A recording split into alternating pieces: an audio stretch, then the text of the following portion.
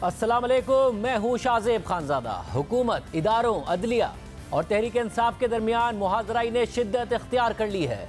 PTI establishment पर सियासी engineering के इल्ज़ामात लगा रही है। अदलिया एस्टैब्लिशमेंट पर मुदाखलत का इल्ज़ाम लगा रही है। प्रॉक्सीज के जरिए प्रेस कॉन्फ्रेंस के इल्ज़ाम लग रहे हैं। जबकि हुकूमत ना सिर्फ अदलिया के सामने आ गई है बल्कि पंजाब हुकूमत हतक इज्जत के नाम पर मीडिया की आवाज़ दबाने के लिए एक नया मुतनाज़ कानून ले आई है, जिस पर इस वक्त हुकूमत की सबसे बड़ी इत्तेहादी जमात पीपल्स पार्टी भी उसके साथ खड़े होने को तैयार नहीं है।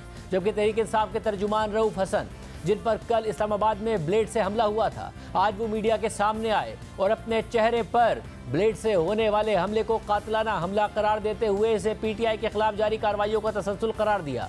रऊफ हसन ने न सिर्फ कल होने वाले हमले बल्कि इससे कुछ दिन पहले होने वाले हमले का भी जिक्र किया और कहा कि रियासत को उन्होंने बंद गली में धकेल दिया है। फस्ताई ताकतों को उसी शख्स से बात करना होगी जो अडियाला जेल में कैद है। मेरे साथ जो हुआ वो एक बहुत ही एक छोटा सा इंसिडेंट है। मेरे बाकी जो हमारे पार्टी के जो लोग हैं, मैं वो मेरे साथ बैठे हैं।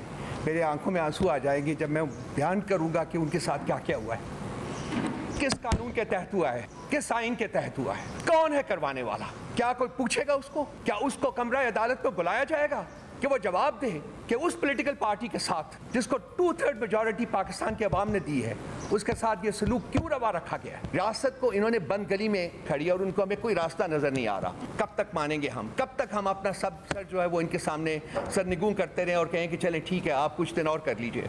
इन्होंने जो भी नैरेटिव बनाने की कोशिश की है पिछले 2 साल में, वो नैरेटिव इनके मुंह के ऊपर पड़ा है। वो वक्त आ गया है कि सारी कौम को खड़ा होना पड़ेगा। मैं बरमला इजहार करता हूँ, आप मार तो हमें सकते हैं लेकिन हम आपके सामने झुकेंगे नहीं। कोई तरीका नहीं, कोई वजह नहीं, कोई इंस्ट्रूमेंट नहीं जो हमें मजबूर करेगा कि हम आपके सामने सरनिगू करें। मार दें, कोई बात नहीं है। मुझे कहें कि कहाँ आऊँ मैं, मेरे सीने में गोली मारिए, जहाँ चाहते हैं हमारे, मरने को तैयार हैं। आज नहीं तो कल, कल नहीं तो परसों इन्हीं फस्ताई ताकतों को उसी शख्स से बात करनी होगी जिसके पास रियासत के मुस्तकबिल की कुंजी है और वो अडियाला जेल की कैद कोठरी में कायम है। जबकि कौमी असम्बली में अपोजिशन लीडर उमर अयूब ने रऊफ हसन पर होने वाले हमले के खिलाफ दर्ज FIR को मुस्तरद करते हुए इस मामले पर जुडिशल कमीशन बनाने का मुतालबा कर दिया है। जो FIR लॉन्च की है इस्लामाबाद पुलिस ने, उसको हम लोग रिजेक्ट करते हैं, टोटली कंडेम करते हैं। एक केस को खराब करने की कोशिश है इस्लामाबाद पुलिस की, और वो शहनशाह मुहर्रर साहब जिन्होंने वो लिखी है, वो किसके कहने पे लिखी है, वो किसके प्रेशर पे लिखी है, वो हमें सामने लाएं। हम डिमांड करते हैं अदलिया से, ये रऊफ हसन साहब का केस, इस पे जुडिशल कमीशन बनना चाहिए। और मैं यहाँ पे ये भी कहता हूँ, और ये जुडिशल कमीशन फिलफौर बनना चाहिए। इससे पहले वजीर कानून आजम नज़ीर तारड़ ने सेनेट में खिताब करते हुए PTI के खदशात को मुस्तरद करते हुए कहा कि FIR रऊफ हसन के बयान के मुताबिक ही दर्ज की गई है। हुकूमत बिल्कुल इस वाक़े की पूरी संजीदगी के साथ तहकीक कर रही है और करेगी। रऊफ हसन साहब के अपने बयान के मुताबिक जो उन्होंने दिया, मनोवान FIR दर्ज कर ली गई। FIR के बाद पुलिस की इन्वेस्टिगेशन, स्पेशल इन्वेस्टिगेशन टीम भी कर दी गई। उनकी जो तस्वीर CCTV कैमरा से या जो को वीडियोस वायरल हुई हैं उनसे लेके उनको फोरेंसिक लैब में और नादरा की लैब्स में भिजवाया गया है कि अगर वो नेशनल डेटाबेस से वो ट्रेस हो सकें तो वो ट्रेस हो जाएंगे। रऊफ हसन साहब या उनके रुफका के पास कोई फर्दर ऐसी एविडेंस या कोई चीज़ हो तो वो कहते हैं कि जी ये हमारी जिम्मेदारी है। जबकि इस्लामाबाद पुलिस ने भी रऊफ हसन के FIR पर एतराज़ात मुस्तरद करते हुए कहा है कि रऊफ हसन की जानिब से तहरीरी दरख्वास्त देने पर ही FIR का मतन बनाया गया है, जिस पर उनके दस्तखत और अंगूठे के निशान भी हैं। रऊफ हसन वाज़ेह करें कि उनकी तहरीरी दरख्वास्त और FIR के मतन में क्या फ़र्क है। FIR में रऊफ हसन की तहरीरी दरख्वास्त के मतन के मुताबिक ही दफ़ात शामिल की गई हैं। FIR में इक़दाम कत्ल, जान से मारने की धमकी और ज़ख्मी करने की दफ़ात शामिल की गई हैं। रऊफ हसन ने जब दरख्वास्त दी तो उस वक्त उनके कानूनी टीम के अराकीन भी मौजूद थे। कल रऊफ हसन पर हमले की वीडियो में हमला आवर ख्वाजा सराओं के रूप में नजर आए, मगर रऊफ हसन पर हमला किसने किया, ये मामला अब एक मुअम्मा बन गया है, क्योंकि ख्वाजा सरा कम्युनिटी की तर्जुमान नायाब अली ने जियो न्यूज़ को बताया कि हमने रऊफ हसन पर हमले की वीडियो देखी है, हमला आवर ख्वाजा सरा नहीं लगते, ये हमारी कम्युनिटी को बदनाम करने की साजिश है। वीडियो में नजर आने वाले अफराद की बॉडी लैंग्वेज ख्वाजा सराओं जैसी नहीं है। दूसरी तरफ रऊफ हसन पर हमले के बाद कई माह से रूपोश पीटीआई के रहनुमा हम्माद अजहर आज मंजर-ए-आम पर आ गए हैं। हम्माद अजहर आज पीटीआई के मरकजी सेक्रेटेरिएट पहुंचे और कहा कि रऊफ हसन पर हमले के बाद इमरान खान का पैगाम मौसूल हुआ कि अब आपके बाहर आकर क़यादत करने का वक्त आ गया है। मैं यहाँ से पेशावर जाकर अबूरी ज़मानतें लूँगा। मुराद सईद समेत अब तमाम रूपोश रहनुमा बाहर आएंगे। मैं रऊफ हसन साहब से मिलने आया हूँ आज, क्योंकि ज़ाहिर है अगर इस मौके पे मैं ना हूँ उसके बाद मैं पेशावर जाके अपनी इंटरिम बेल्स लूँगा, वक्त लूँगा, पंजाब की कोर्ट्स में पेश होऊंगा और आगे अल्लाह मालिक सब बाहर निकलेंगे। हम्माद अजहर के बयान और पीटीआई रहनुमाओं की प्रेस कॉन्फ्रेंस के बाद अक़वाम मुत्तहिदा के वफ़द ने भी पीटीआई के मरकजी सेक्रेटेरिएट का दौरा किया और पीटीआई की मरकजी क़यादत से मुलाकात की। ताहम हम्माद अजहर के मंजर-ए-आम पर आने के बाद पुलिस भी उनकी गिरफ्तारी के लिए हरकत में आ गई।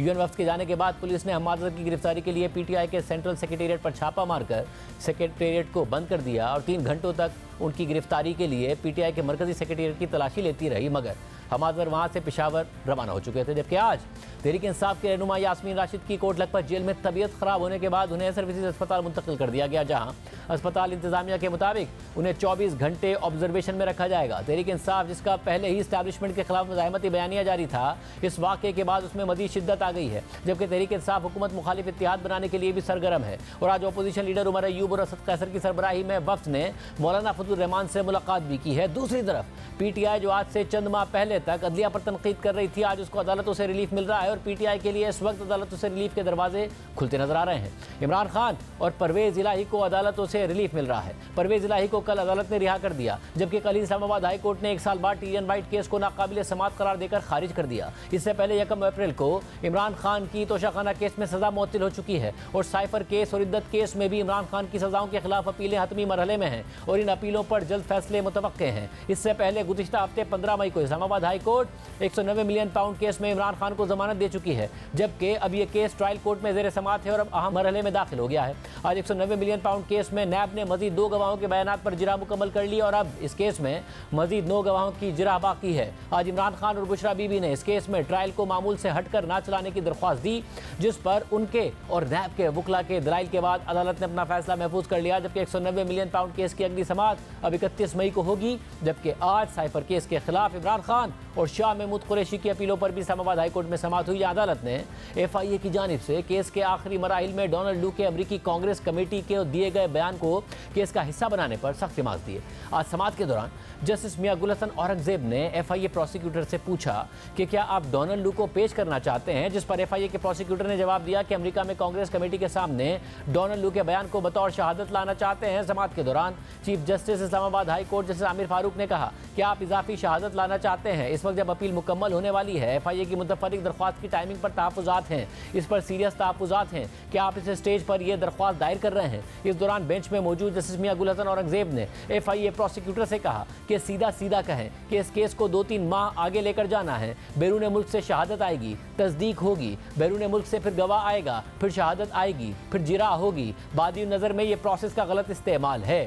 दूसरी जानिब से आज इमरान खान ने चीफ जस्टिस काजी फाइज ईसा से 30 मई को सुप्रीम कोर्ट में ज़ाती हैसियत में पेश होने की दरख्वास्त दायर कर दी है। इमरान खान ने जेल हुकाम के जरिए चीफ जस्टिस ऑफ पाकिस्तान को दरख्वास्त भेजी और कहा है कि वो वीडियो लिंक के बजाय ज़ाती हैसियत में नैब तरामीम केस में अदालत में पेश होना चाहते हैं। दूसरी तरफ हुकूमत और अदलिया इस वक्त आमने सामने नजर आ रहे हैं। इस्लामाबाद हाई कोर्ट के 6 जजेस के खत के बाद हुकूमत की अदलिया के खिलाफ तकारीर का जो सिलसिला प्रेस कॉन्फ्रेंस से शुरू हुआ था, वो अब सेनेट तक पहुँच गया है। कल सेनेटर फैसल बाउडा और नून लीग के इरफान सिद्दीकी के बाद आज नून लीग के सेनेटर तलाल चौधरी ने सेनेट में अपनी तकरीर में कहा कि सिजिलियन माफिया, गॉडफादर और प्रॉक्सी जैसे अल्फाज कहेंगे तो कौन बर्दाश्त करेगा। मुझे साकिब निसार ने पैगाम भिजवाया था कि अगर तुम नवाज शरीफ और मरियम नवाज के खिलाफ बयान दो तो पार्लियामेंट में जाओगे, वरना जेल जाओगे। अगर आप सिसिलियन माफिया, गॉडफादर, प्रॉक्सी इस तरह के अल्फाज कहेंगे, खुद ही गौर कर लीजिए कि इस तरह के अल्फाज कौन बर्दाश्त करेगा। जब ये केस चल रहा था तो साकिब निसार साहब ने मुझे ये मैसेज भिजवाया कि अगर तुम नवाज शरीफ और मरियम नवाज के खिलाफ बयान दोगे जो स्टेज पर बैठे हुए हैं तो पार्लियामेंट में जाओगे, नहीं तो तुम जेल जाओगे।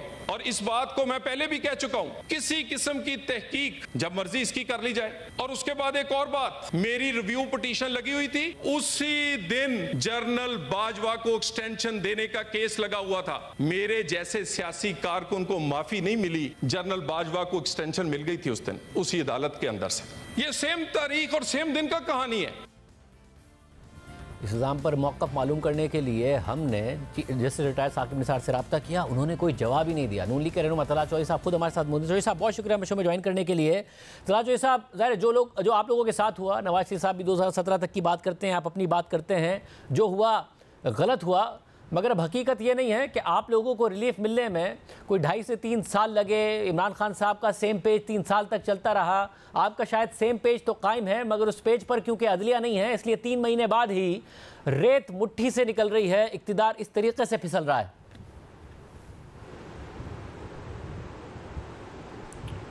बिस्मिल्लाहिर्रहमानिर्रहीम।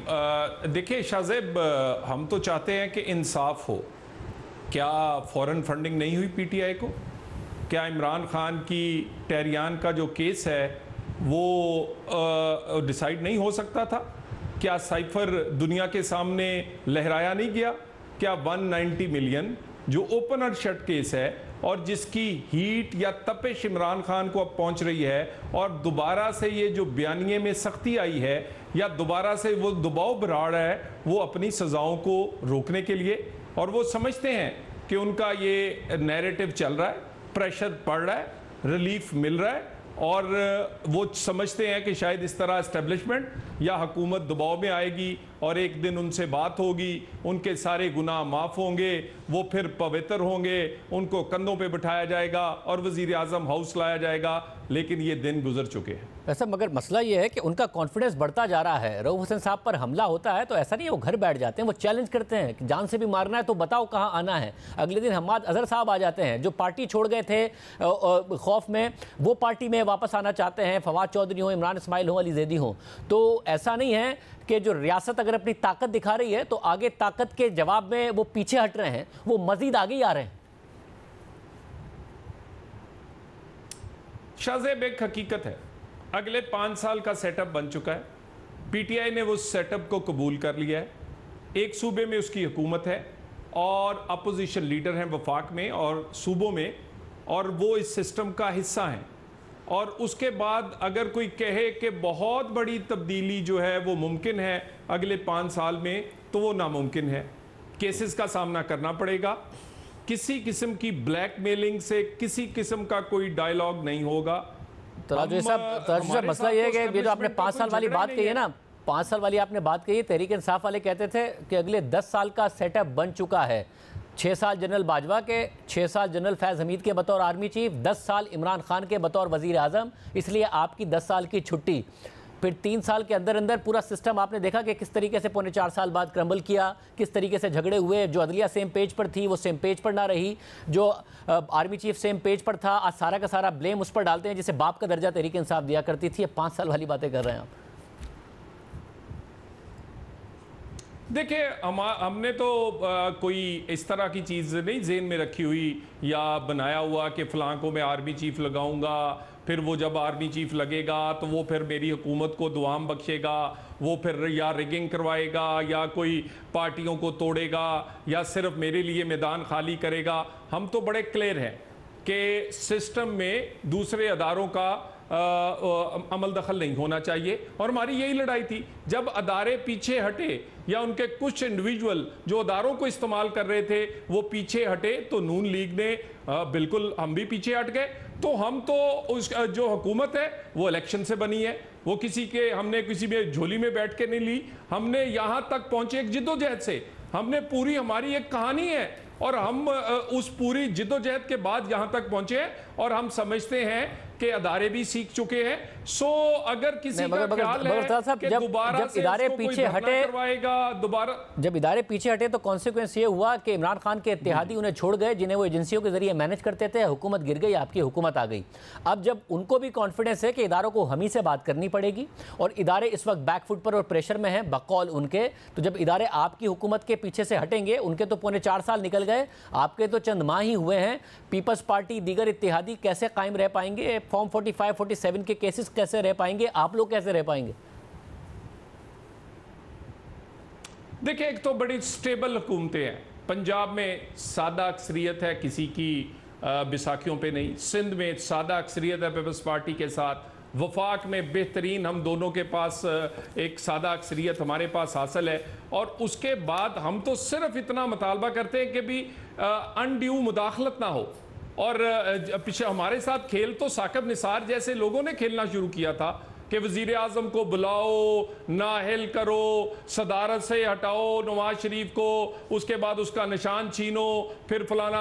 पर इमरान खान तो अपने कियों की सजा पा रहा है। क्या फॉरेन फंडिंग नहीं हुई? क्या उसका 8 साल स्टे नहीं रहा? क्या मुझे बताइए साइफर नहीं हुआ? क्या मुझे बताइए 190 million open and shut case नहीं, इमरान खान की कैबिनेट उसकी सरबराही में सब कुछ नहीं हुआ? वो अपने कियों की सजा पा रहा है। हमें तो एक ट्रैप और एक जानबूझ के हमें हटाने के लिए किया गया था। मेरा ख्याल है ये एक बाई इलेक्शंस हुए हैं, इसको आप फोरेंसिक करवा लें।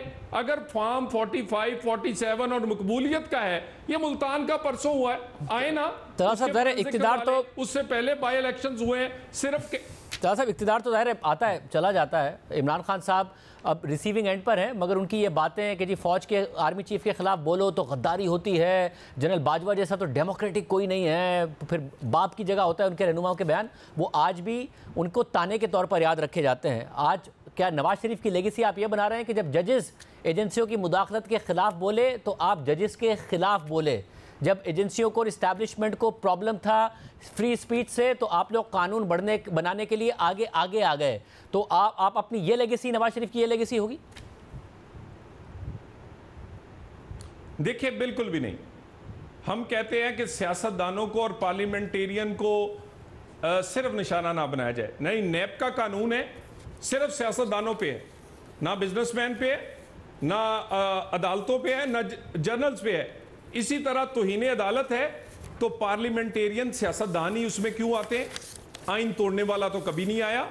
और वो जजेस जो कि आइन तोड़ने का तहफ़्फ़ुज़ करते रहे, या जिन्होंने इतने इतने बड़े गलत फैसले किए कि भुट्टो को फांसी के फंदे पे और नवाज शरीफ की सियासत को ख़त्म करने के लिए ताहियार नायल किया, क्या उन पर तौहीन अदालत? तो कहने का मतलब हमने तो कहा है कि इसके लिए दरगुजर किया जाए, इसके लिए मैग्नेनिटी शो की जाए, और इसके लिए ये कानून पूरी दुनिया में खत्म हो चुका है। पूरी दुनिया इस तरह का इस्तेमाल अब नहीं करती। मगर साहब, जितनी तेजी से फैसले आ रहे हैं जिस पर आपको एतराज है, दरगुजर की बात करें, जिन तेजी से फैसले आ रहे हैं, आप 5 साल की बात तो कर रहे हैं, जिस दिन इमरान खान साहब बरी हो गए या फिर रिहा हो गए, तो जिसका तहरीक इंसाफ को बड़ा कॉन्फिडेंस है और ज़ाहिर अदलिया से आप लोग खुश भी नहीं हैं, तो कैसे रह पाएगी ये हुकूमत? वो जेल के अंदर है तो इतना प्रेशर है आप पर। ये अल्हम्दुलिल्लाह 40 साल की तारीख है हमारी शाहजेब साहब। या मुशर्रफ भी आया, या आमर भी आए, या इमरान खान जैसे सिविल आमर भी आए, या कई आए, कई अपने आप को मकबूल कहते रहे। अल्हम्दुलिल्लाह हम बार बार हुकूमत में आए, रिटर्न हुए, अवाम के वोट से हुए, कारकर्दगी से हुए। नवाज शरीफ लोगों के दिलों में रहता है। नवाज शरीफ काम का नाम है, कारकर्दगी का नाम है। पाकिस्तान के नवाज शरीफ और उसका काम निकाल दिया जाए तो 1947 से इसमें सिर्फ एक खंडर रह जाएगा। तो हम काम कर रहे हैं और हम लोगों पर बिलीव करते हैं, कोई मसला नहीं, जो मर्जी बाहर आए, लेकिन अनड्यू फेवर क्यों? साइफर क्यों? साइफर नहीं हुआ, 190 मिलियन ओपन एंड शट है। अनड्यू फेवर नहीं, ड्यू प्रोसेस के तहत नहीं हुआ, साइफर हुआ। साइफर में इमरान खान साहब ने एक साइफर को अपने सियासी फायदे के लिए इस्तेमाल किया, ये सारे, मगर अनड्यू फायदा नहीं, ड्यू प्रोसेस नहीं फॉलो किया। 1 हफ्ते में 3 सजाएं दी, आप ही को नुकसान हुआ जिस जीनियस ने भी ये काम किया और मुदाखलत करके किया। देखिए, गुजारिश ये है कि आप यानी इमरान खान टेक्निकलिटीज के पीछे चुप ना जाते, ये नहीं बताते कि टेरियान उनकी बेटी है कि नहीं, हाँ या ना की बात है ना। मुझे ये बताइए, लोग 2 शनाख्ती कार्ड पे 10,000 रुपए का अकाउंट ना शो करने पे, तो या अपनी एक शादी शो ना करने पे ताहियात नाअहल हो जाते हैं। एक खान साहब के लिए ये रायत नहीं होनी चाहिए। उसके बाद तौहीन अदालत के मामले हैं, उनको माफ़ी मिलती है, दूसरों को नहीं मिलती। उसके बाद 190 मिलियन, मुझे बताए कितनी दफ़ा रीट्रायल करना है? साइफर का कितनी दफ़ा रीट्रायल करना है? भाई टेक्निकलिटीज पे ना पीछे ना छुपे इमरान खान, ये सजाएं बनती हैं और मिलनी चाहिए। इमरान खान को हमेशा लाडला ही रहा है, इसीलिए बहुत शुक्रिया। प्रोग्राम में आगे बढ़ते हैं। 3 दिन पहले हेलीकॉप्टर हादसे में जाँ बहक होने वाले ईरान के सदर इब्राहिम रईसी, वज़ीर ख़ारजा हुसैन अब्दुल्लाहियान और दीगर आला हुकाम की नमाज जनाजा अदा कर दी गई है और उनके हादसे की तफसीलात भी सामने आ गई हैं।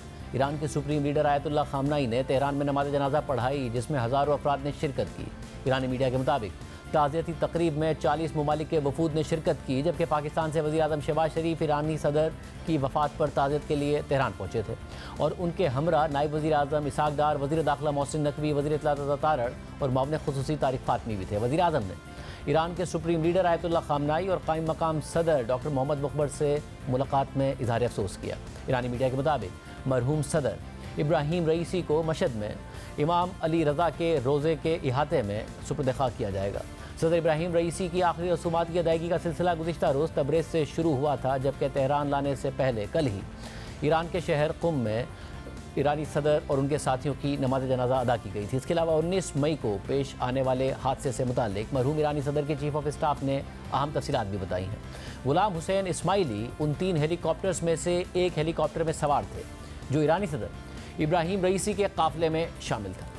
ईरानी मीडिया को इंटरव्यू देते हुए गुलाम हुसैन इस्माइली ने बताया कि मशरिकी अज़रबाईजान में तकरीब से वापसी के लिए सदर इब्राहिम रईसी के हेलीकॉप्टरों के काफ़िले ने दिन में लगभग 1 बजे परवाज़ का आगाज़ किया। उस वक्त इलाके का मौसम बिल्कुल मामूल के मुताबिक था। सदर इब्राहिम रईसी के हेलीकॉप्टर का पायलट कैप्टन मुस्तफ़वी तीनों हेलीकॉप्टरों के काफ़िले का इंचार्ज था। परवाज़ के 45 मिनट बाद सदर इब्राहिम रईसी के पायलट ने दीगर पायलट्स को अहकामात दिए कि वो करीब मौजूद बादलों से बचने के लिए अपने हेलीकॉप्टरों को मज़ीद बुलंदी पर ले जाएं। गुलाम हुसैन इस्माइली ने मज़ीद बताया कि ईरानी सदर का हेलीकॉप्टर दीगर 2 हेलीकॉप्टरों के दरमियान में था। बादलों के ऊपर परवाज़ के 30 सेकंड बाद हमारे पायलट ने नोट किया कि सदर का हेलीकॉप्टर गायब हो गया है। इसके बाद हमारे हेलीकॉप्टर के पायलट ने फैसला किया कि वो अपने हेलीकॉप्टर से फ़िज़ा में चक्कर लगाए और सदर के हेलीकॉप्टर को तलाश करे, ताहम कई कोशिशों के बावजूद राब्ता ना हो सका। गुलाम हुसैन इस्माइली के मुताबिक हमारा पायलट परवाज़ को नीचे इसलिए नहीं ला सकता था क्योंकि बादल मौजूद थे, चुनाचे परवाज़ जारी रखी गई और करीबी तांबे की कान पर हेलीकॉप्टर को उतारा गया। इसके बाद वज़ीर ख़ारजा और सदर रईसी के हिफाजती यूनिट के सरबराह को कई बार फ़ोन किया गया, मगर उन्होंने जवाब नहीं दिया। सदर रईसी के पायलट कैप्टन मुस्तफ़वी से भी रब्ता किया गया, मगर वो भी जवाब नहीं दे सके। गुलाम हुसैन इस्माइल ने बताया कि रब्ते की कोशिश के दौरान जिन्होंने कॉल उठाई वो तबरेज़ में नमाज जुमा के इमाम मोहम्मद अली आले हाशिम थे। आले हाशिम हेलीकॉप्टर क्रैश होने के बाद जिंदा तो थे, मगर उनकी हालत अच्छी नहीं थी। ताहम उन्होंने तस्दीक की कि सदर रईसी का हेलीकॉप्टर वादी में हादसे का शिकार हो गया है। गुलाम हुसैन इस्माइल ने मज़ीद बताया कि फिर मैंने ख़ुद भी आले हाशिम को फ़ोन किया और आले हाशिम ने यही बात दोहराई कि हेलीकॉप्टर हादसे का शिकार हो गया है। बाद में जब हादसे की जगह का मालूम हुआ और हमने मैयतें देखी तो अंदाज़ा हुआ कि सदर रईसी और दीगर अहलकार मौके पर ही जा बहक हो गए थे। ताहम आले हाशिम की मौत कुछ घंटे बाद हुई। ईरानी सदर इब्राहिम रईसी के हेलीकॉप्टर हादसे में जा बहक होने के बाद नायब सदर मोहम्मद मुक़बर ने सदारती जिम्मेदारियाँ संभाल ली हैं, जिसके बाद बाकायदा सदारती इंतखाब 28 जून को होगा। प्राइम ब्रेक शामिल करते हैं, उसके बाद जिक्र होगा कि आज से 4 साल पहले एक हादसा हुआ, उसकी जो तफसीलात सामने आई हैं वो हैरानकुन हैं, दिल दहला देने वाली हैं, आपके सामने रखेंगे एक ब्रेक के बाद।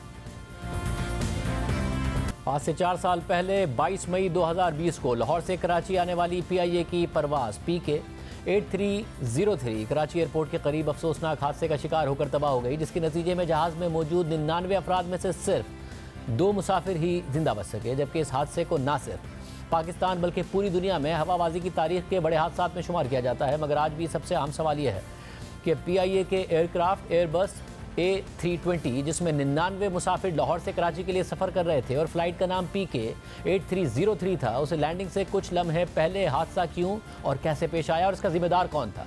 इस हवाले से जो तहकीकाती रिपोर्ट सामने आई है उसमें इंकिशाफ हुआ है कि तैयारे में किसी भी किस्म की तकनीकी खराबी नहीं थी, बल्कि इंसानी गलती हादसे की वजह बनी। जहाज़ के पायलट के तकब्बुर, मनमानी, हद से ज़्यादा खुद पर एतमाद, उसकी नफ्सियात और गफलत ने जहाज़ को इतने बड़े हादसे से दोचार किया।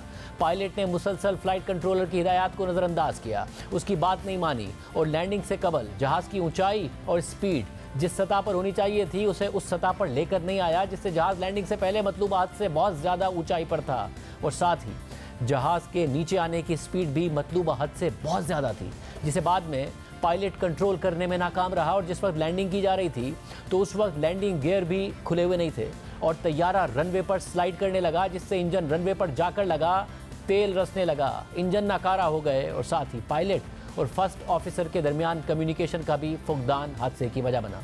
और रिकॉर्ड के मुताबिक क्योंकि पायलट सज्जाद गुल पहले भी ऐसी लापरवाही करते रहे थे मगर उस पर कभी कोई ख़ास एक्शन नहीं लिया गया था, तो इसलिए उन्हें इस परवाज़ के दौरान भी अंजाम का खौफ नहीं था। Aircraft investigation board of Pakistan की तहकीकाती रिपोर्ट के हवाले से BBC में मोहम्मद ज़ुबैर खान और उमैर सलीमी की रिपोर्ट शाया हुई है, जबकि इंडिपेंडेंट उर्दू में ताहिर इमरान मियाँ ने रिपोर्ट शाया की है। तहकीकाती रिपोर्ट की तफसीलात के मुताबिक दोपहर 1 बजे के करीब PK-8303 ने मामूल के मुताबिक उड़ान भरी। जहाज़ के अमले ने पायलट से पूछा कि वो कुछ खाएंगे, तो दोनों ने मना कर दिया क्योंकि वो रोज़े की हालत में थे। इस दौरान परवाज़ 34,000 फीट की बुलंदी पर पहुंच चुकी थी, जहां इसे 45 मिनट तक रहना था। तकरीबन 1:30 बजे कराची एरिया कंट्रोलर ने पायलट्स को बताया कि नवाब शाह से रास्ता साफ है, लेकिन तहकीकात करने वाले हुकाम के मुताबिक जब परवाज़ की बुलंदी कम करने का वक्त करीब आया तो ऐसे कोई इशारे नहीं मिले कि पायलट्स इसकी तैयारी कर रहे थे। यानी दोनों पायलट्स ने वो अप्रोच ब्रीफिंग नहीं की जिसमें तैयारी की रफ्तार, बुलंदी और रनवे से फासले समेत दीगर उमूर पर तबादला ख्याल किया जाता है। मकली के मकाम से फ्लाइट को 10,000 फीट की बुलंदी से नीचे उतरना था। तैयारा उड़ाने वाले पायलट को फ्लाइट कंट्रोल यूनिट में इसे दर्ज करना था और मावन पायलट को इसकी तस्दीक करनी थी, मगर फ्लाइट कंट्रोल यूनिट को इसी लेवल पर सेट तो किया गया मगर आपस में पायलट्स ने इस पर बात ही नहीं की। रिपोर्ट के मुताबिक जहाज को मकली के मकाम से सीधा आते हुए रनवे पर उतरना था। ये एक शॉर्टकट बनता था और इस रास्ते से रनवे तक पहुंचते हुए तैयारे की ऊंचाई पर नजर रखना जरूरी था, मगर तैयारे के कप्तान ने उतरने का खुदकार निजाम फाल किया और तैयारा अब हर मिनट में तकरीबन 1000 फीट नीचे आ रहा था। ताहम अप्रोच ब्रीफिंग ना होने की वजह से पायलट्स को एहसास नहीं हुआ कि तैयारा कितनी बुलंदी पर है, कितना सफर बाकी है और वो लैंडिंग के लिए रनवे से कितने फासले पर है। पायलट्स फ्लाइट मैनेजमेंट कंप्यूटर के सिस्टम पर इन्हिसार कर रहे थे जो पहले से प्रोग्राम्ड था और जिसे रास्ते में तब्दीली का इल्म नहीं था। यानी तैयारा मकली से शॉर्टकट के जरिए कराची एयरपोर्ट के रनवे की तरफ मोड़ा गया था, मगर पायलट्स खुद इस पर नजर रखने के बजाय उस सिस्टम पर इन्हिसार कर रहे थे जो पहले से प्रोग्राम्ड था और शॉर्टकट के बारे में आगाही नहीं रखता था। रिपोर्ट के मुताबिक तैयारे और अप्रोच कंट्रोलर और एरिया कंट्रोलर के दरमियान मुतादिद बार राब्ता हुआ जिसमें कंट्रोलर्स पायलट्स को बावर कराने की कोशिश करते रहे कि तैयारा मतलूबा बुलंदी से बहुत ऊपर है और आसानी से नीचे नहीं उतर सकता है, जबकि पायलट्स कंट्रोलर्स को ये बावर कराते रहे कि ऐसा नहीं है और सब कुछ ठीक हो जाएगा और वो तैयारे को आसानी से नीचे उतार लेंगे। इसके बाद दोनों पायलट्स ने तैयारे को बहुत तेजी से नीचे लाना शुरू किया जिसकी रफ्तार एक मौके पर 1000 फीट फी मिनट थी, फिर एक मौके पर स्पीड 2400 फीट फी मिनट हो गई। यानी तैयारा हर मिनट में तेजी से 2400 फीट नीचे आ रहा था। रिपोर्ट के मुताबिक दोपहर 2:18 पर तैयारे के उतरने की रफ्तार 2400 फीट फी मिनट हो गई थी और एयर ट्रैफिक कंट्रोलर ने उन्हें 5000 फीट की बुलंदी तक नीचे आने का कहा, मगर पायलट्स ने कवायद ज़वाबित को नज़रअंदाज करते हुए फ्लाइट कंट्रोल यूनिट को अपडेट ही नहीं किया। एक मौके पर एयर ट्रैफिक कंट्रोलर ने उनसे 7 दफ़ा बात करने की कोशिश की मगर कोई जवाब मौसूल नहीं हुआ। फिर 2 मरतबा इमरजेंसी रेडियो फ्रीक्वेंसी पर कॉल की गई, तब जाकर जवाब आया। रिपोर्ट के मुताबिक उस वक्त पायलट्स गुफ्तगू में मसरूफ थे जो फ्लाइट से मुताल्लिक नहीं थी। लैंडिंग के वक्त तैयारे का सिस्टम रनवे से फासला 90 नॉटिकल मील जाहिर कर रहा था, मगर असल में फासला 67 नॉटिकल मील था। पायलट्स ने सिस्टम में नई मालूमात को दर्ज ही नहीं किया था, मगर वो इस बेज़ाब्दगी को कंप्यूटर और स्क्रीन के नक्शे पर देख सकते थे। रिपोर्ट के मुताबिक 2:25 पर नए एयर ट्रैफिक कंट्रोलर ने परवाज को मजीद 3000 फीट नीचे आने को कहा। मकली के मकाम पर तैयारे को 5000 फीट की बुलंदी पर होना चाहिए था, मगर ये कहीं ज़्यादा बुलंदी पर था, मगर ये फिर भी कोई ख़तरनाक सूरत हाल नहीं थी और पायलट्स अपनी गलती का अंदाज़ा लगाते हुए इसकी तस्हीह कर सकते थे। रिपोर्ट के मुताबिक मकली से गुजरते हुए तैयारा 9363 फीट बुलंदी पर मौजूद था। अप्रोच कंट्रोलर रेडार की स्क्रीन पर देखकर अलर्ट हुए और उन्हें अंदाज़ा हुआ कि तैयारा तयशुदा बुलंदी से दुगनी ऊंचाई पर है। उन्होंने पायलट से राब्ता किया और पूछा कि क्या आप लैंडिंग के लिए तैयार हैं, आप इस सतह से बआसानी उतर सकेंगे? तो कप्तान ने जवाब दिया कि जी हाँ। यानी एयर ट्रैफिक कंट्रोल पायलट से कह रहा था कि आप बहुत ऊंचाई पर हैं, तो क्या एक चक्कर लगाकर अपनी बुलंदी बाआसानी कम करेंगे? उस वक्त तैयारा 9000 फीट की बुलंदी पर था और रनवे से 28 किलोमीटर के फासले पर था, मगर पायलट्स ने हिदायत को नजरअंदाज कर दिया। लेकिन इस मौके पर फौरन ही कप्तान को अपनी गलती का अंदाजा हो गया और कॉकपिट की रिकॉर्डिंग में उन्हें यह कहते हुए सुना जा सकता है कि ये क्या हुआ, रुके रुके, ओ नहीं, होल्ड खत्म करें। तो फर्स्ट ऑफिसर ने कहा कि होल्ड खत्म कर दिया गया है, क्या हमें इस मसले की इतला देनी चाहिए। रिपोर्ट के मुताबिक सूरत हाल की संगीनी को ना समझ पाना वो पहली बड़ी गलती थी जिसने इस फिजाई हादसे को जन्म दिया।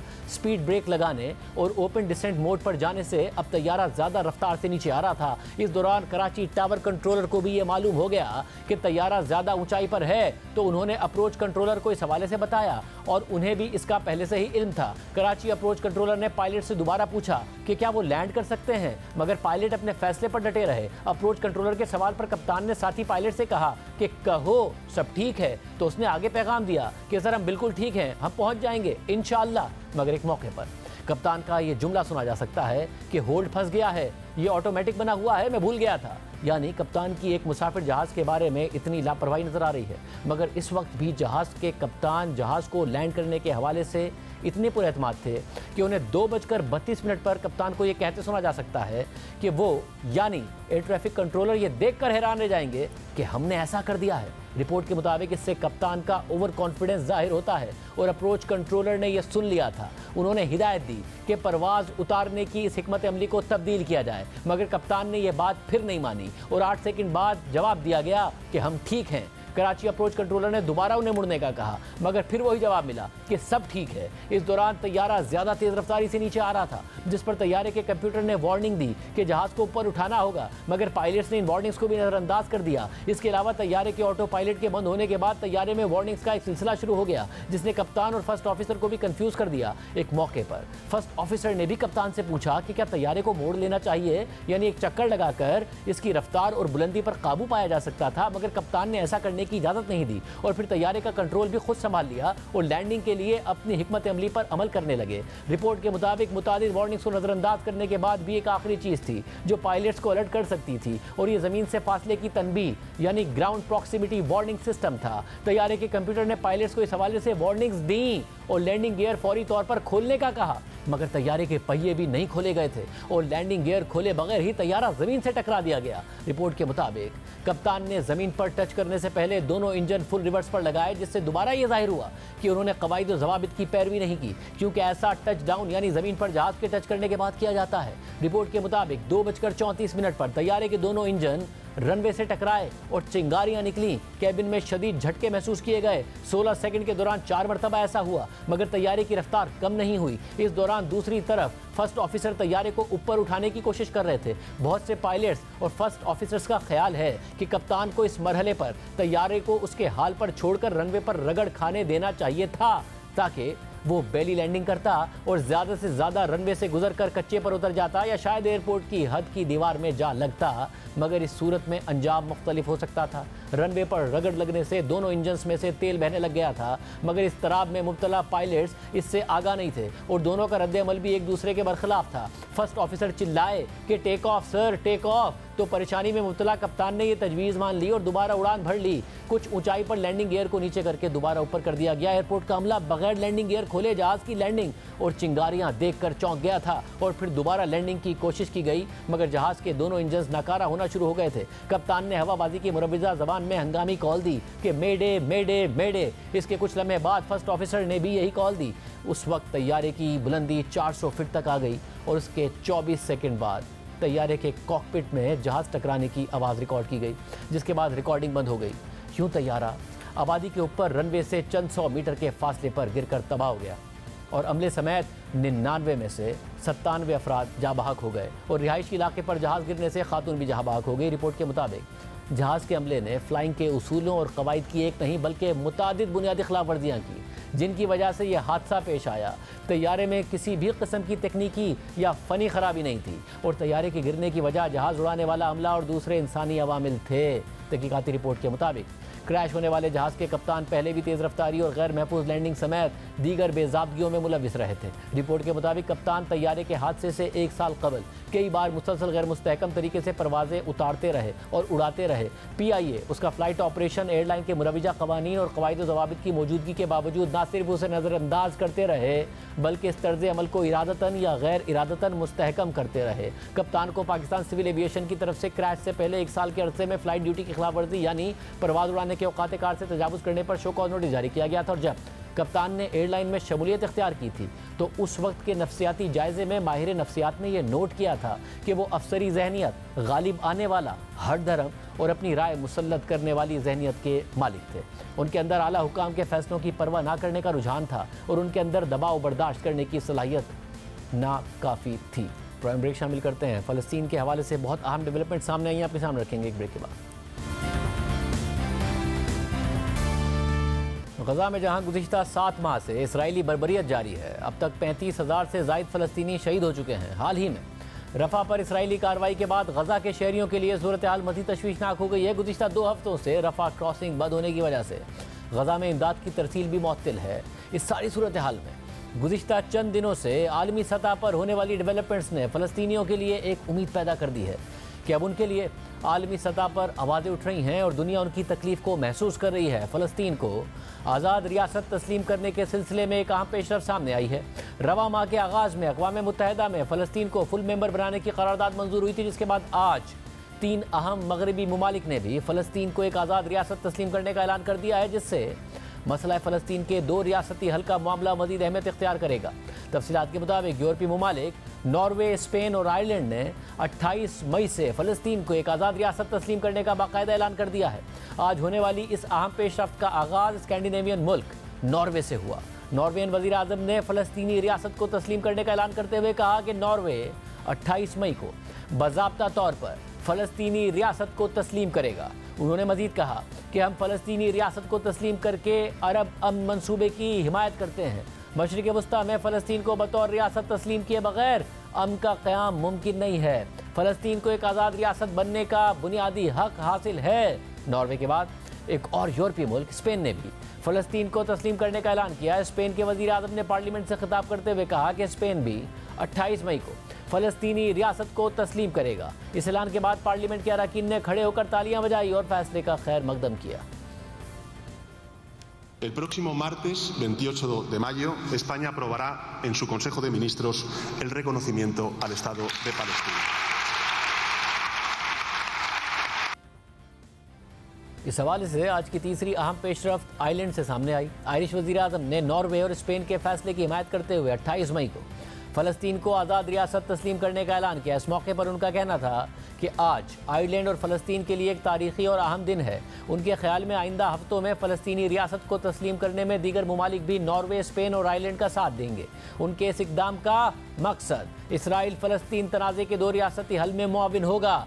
हमास ने नॉर्वे, स्पेन और आयरलैंड की जानिब से फ़लस्तीनी रियासत को तस्लीम करने के इक़दाम का खैर मकदम किया है और कहा है कि आयरलैंड, स्पेन और नॉर्वे का फैसला आज़ाद फ़लस्तीनी रियासत के क़याम में टर्निंग पॉइंट है। नॉर्वे, स्पेन और आयरलैंड के इस इक़दाम पर इसराइल की जानिब से सख्त रद्द-ए-अमल सामने आया।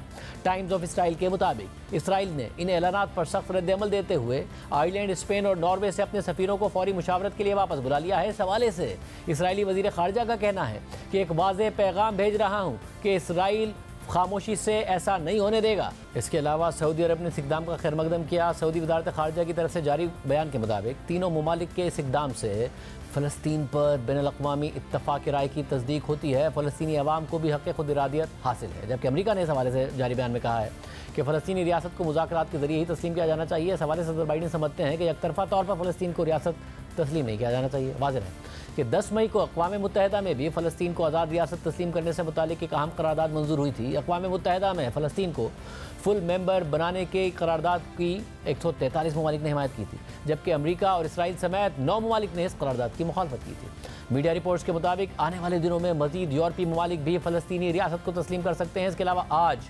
मरहूम ईरानी सदर इब्राहिम रईसी के नमाज जनाजा के बाद ईरानी सुप्रीम लीडर आयतुल्लाह ख़ामनाई से हमास के रहनुमा इस्माइल हनिया की मुलाकात हुई है। इस मौके पर ईरानी सुप्रीम लीडर ने इस्माइल हनिया से कहा कि गज़ा के लोगों की गैर मामूली मुज़ाहमत ने दुनिया को हैरान कर दिया है। कौन यकीन कर सकता था कि अमरीकी जामियात में फ़लस्तीन के परचम और नारे होंगे।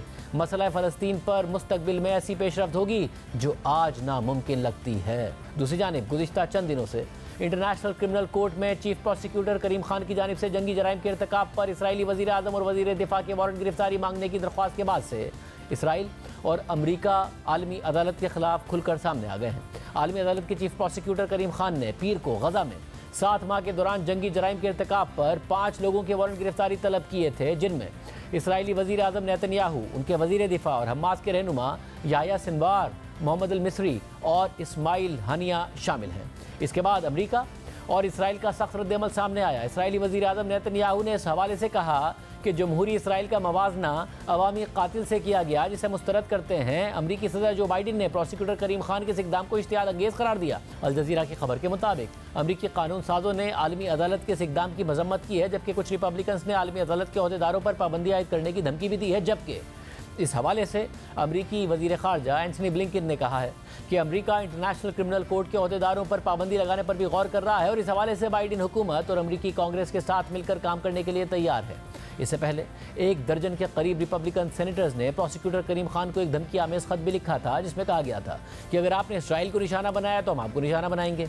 जबकि इस मामले पर हमास की लीडरशिप ने भी जंगी जराइम के इर्तिकाब को मुस्तरद करते हुए प्रोसिक्यूटर करीम खान को सख्त तनकीद का निशाना बनाया। ये एक संगीन मामला है, मगर अभी एक कानूनी मरहले से गुजरने के बाद इसराइली वज़ीर आज़म के वारंट जारी हो सकते हैं, क्योंकि प्रोसिक्यूटर की दरख्वास्त पहले प्री ट्रायल चैम्बर में जाएगी। ये चैम्बर 3 मजिस्ट्रेट्स पर मुश्तमिल होगा, जिसमें रोमानिया, मेक्सिको और बनीन के जजेस शामिल हैं। जजेस के पास फैसला करने की कोई डेडलाइन नहीं है, लेकिन माजी में इस तरह के मुकदमात में 1 माह से लेकर कई महीनों का वक्त भी लगा है। अगर जज इस बात पर मुत्तफिक हों कि जंगी जराइम का इर्तिकाब करने के लिए माकूल बुनियादें मौजूद हैं, तो वो गिरफ्तारी का वारंट जारी करेंगे। वारंट गिरफ्तारी जारी होने की सूरत में कोई भी शख्स आलमी अदालत के रोम स्टैचूट पर दस्तखत करने वाले तमाम 124 रियासतों में नहीं जा सकेगा। इस आलमी मुआहदे के मुताबिक इसमें शामिल तमाम रियासतें अपनी सरजमीन पर मौजूदगी की सूरत में इस शख्स को गिरफ्तार करके इंटरनेशनल क्रिमिनल कोर्ट के हवाले करेंगी। अमरीका, बरतानिया, इसराइल और रूस इस मुआहदे में शामिल नहीं है। वारंट गिरफ्तारी जारी होने की सूरत में इसराइली वज़ीर आज़म और वज़ीर दिफा के लिए जर्मनी और फ्रांस समेत मुतअद्दिद अहम यूरोपीय ममालिक का सफ़र मुश्किल हो जाएगा। BBC उर्दू के मुताबिक हालिया तारीख में ये पहली बार नहीं हुआ है कि आलमी अदालत ने किसी रहनुमा के वारंट गिरफ्तार जारी करने की दरख्वास्त दी हो। तकरीबन 1 साल पहले प्रोसिक्यूटर करीम खान ने रूसी सदर व्लादिमीर पुतिन और रूस में बच्चों के हुकूक की कमिश्नर के वारंट गिरफ्तारी जारी करने में अपना किरदार अदा किया था, जिस पर रूस ने करीम खान और आलमी अदालत के 3 जजेस के खिलाफ तहकीकात का आगाज़ कर दिया था। बाद में रूस ने आलमी अदालत के अहदेदारों का नाम मतलूबा मुजरिमों की फहरिस्त में डाल दिया था। रूसी सदर के वारंट गिरफ्तारी जारी होने पर अमरीकी सदर जो बाइडन ने आलमी अदालत के फैसले को दुरुस्त करार दिया था, जबकि आज अमरीका इसी आलमी अदालत के अहदेदारों पर पाबंदी लगाने की तैयारी कर रहा है। आज के प्रोग्राम में इतना याद दीजिए। अल्लाह हाफ़िज़।